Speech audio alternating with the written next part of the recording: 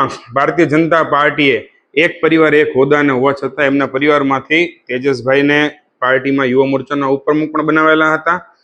પાર્ટીએ આરતીબેનની આટલા વર્ષોની કામગીરી જોઈને અને પણ પાર્ટીએ એમને પણ વિધાનસભાના પ્રભારી હોય, એક ટર્મ કોર્પોરેટર હોય, જિલ્લામાં જે લોકસભા વખતે ગીર સોમનાથ જિલ્લાના પ્રભારી હોય, પાર્ટી એમને અલગ અલગ પ્રદેશ સ્તરની ખૂબ મોટી જવાબદારીઓ સોંપવામાં આવેલી છે. બાળ વિકાસ આયોગના એક ડાયરેક્ટર તરીકે પણ બેને જવાબદારી સંભાળી છે. ત્યારે આ પણ અવડી મોટી જવાબદારી હોવા છતાં પરંતુ આ વખતે પાર્ટીએ અલગ અલગ જે ફોરમમાં દરેકને જવાબદારી સોંપવામાં આવી છે એમાં પણ આ બેનને જવાબદારી સોંપવામાં આવી છે. મારી એટલી જ વિનંતી છે કે આવી ક્યારેક ભાજપમાં નરેન્દ્રભાઈ પણ એવું કહેતા કે મારી પાસે મુખ્યમંત્રી કે નરેન્દ્ર મોદીનું પદ, પ્રધાનમંત્રીનું પદ હોવા છતાં હું કાર્યકર્તા છું ને, આ એક મોટી તાકાત છે ને મારા માટે ગર્વની વાત છે કે હું કાર્યકર્તા છું.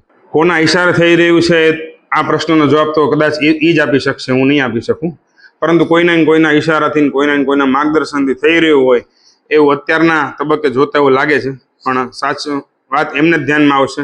પણ કંઈક ને કંઈક મને એવું લાગે છે કે આ સસ્તી પ્રસિદ્ધિ કરવા માટે શિસ્તભંગના પગલાઓ પણ કંઈક ને કંઈક આમની ઉપર લેવા જોઈએ.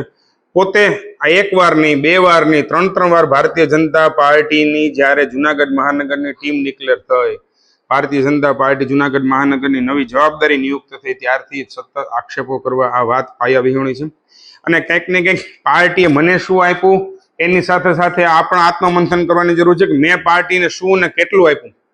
ચિત્રગુપ્ત મૌર્યની જેમ પાર્ટીમાં જે ચોપડો લખાઈને એવું કેન્દ્ર સરકાર અને પ્રદેશના નેતૃત્વ આ ચોપડો લઈને બેઠા છે. તમે જે કંઈ કામ કરો છો એ પાર્ટીમાં પ્રદેશ લેવલે પણ એમની નોંધ થાય છે.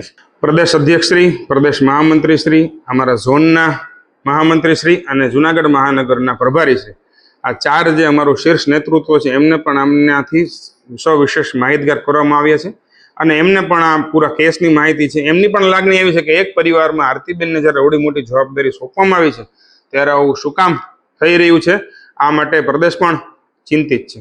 ભારતીય જનતા પાર્ટીના શીર્ષ નેતૃત્વને આ પૂરતી જાણ થતાં એમને ચર્ચા કરીને વહેલી તકે આમની ઉપર કોઈને કોઈ શિસ્તભંગના પગલાં લેવાય એવા પ્રયત્નો ચાલી રહ્યું છે. અને સસ્તી પ્રસિદ્ધિ માટેનું જ આ કાવતરું છે એવું ચોક્કસપણે લાગી રહ્યું છે. હોદ્દાની લાલસા માટે આ પ્રમાણેનું આ કાર્ય કરી રહ્યા છે.